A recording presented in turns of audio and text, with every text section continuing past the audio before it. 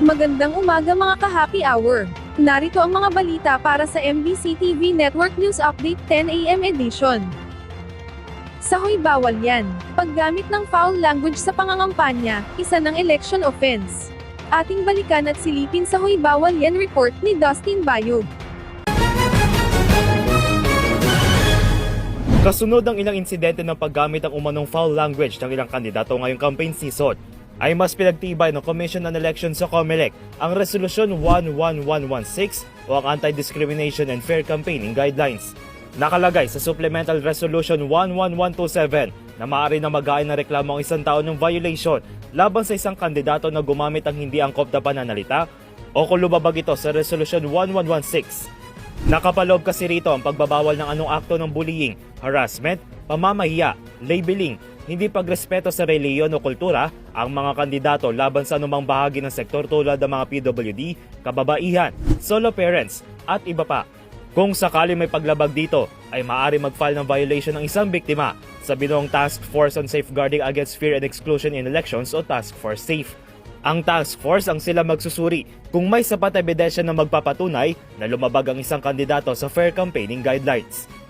Kung mapapatunayan, maaari itong maituring na election offense na nakaayon sa Section 30 na Republic Act No. 9006 o ang Fair Election Act at ang Section 261 ng Omnibus Election Code.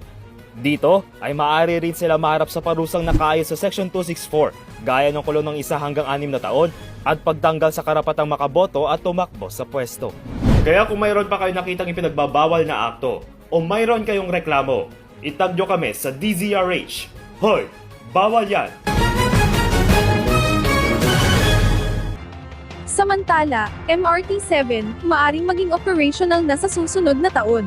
Target ng kumpanyang namamahala ng Metro Rail Transit 7 na magiging operational na ito sa susunod na taon. Nagkaroon na rin sila ng pagpirma ng kasunduan sa National Railway ng South Korea para sa maintenance at operasyon ng mass transit system. Kasama sa kasunduan ang pagtulong nila sa setup ng MRT-7 Core Operational Systems, Safety Protocols at Maintenance Programs. Ang 22-kilometer na MRT-7 ay magkokonekta sa North Avenue sa Quezon City patungong San Jose del Monte, Bulacan, na mayroong 14 na istasyon. Noong nakaraang taon, sinabi ng Department of Transportation na target nilang maging operational ito sa katapusan ng 2025.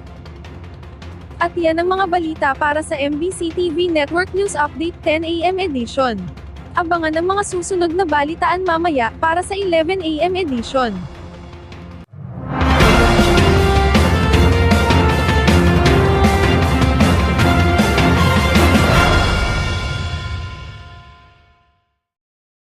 Mga ka-happy hour, kung gusto mong manood ang mga balita sa MBC TV Network News Update, mag-subscribe sa aming YouTube channel, i-like ang aming Facebook page, at i-follow sa aming TikTok account.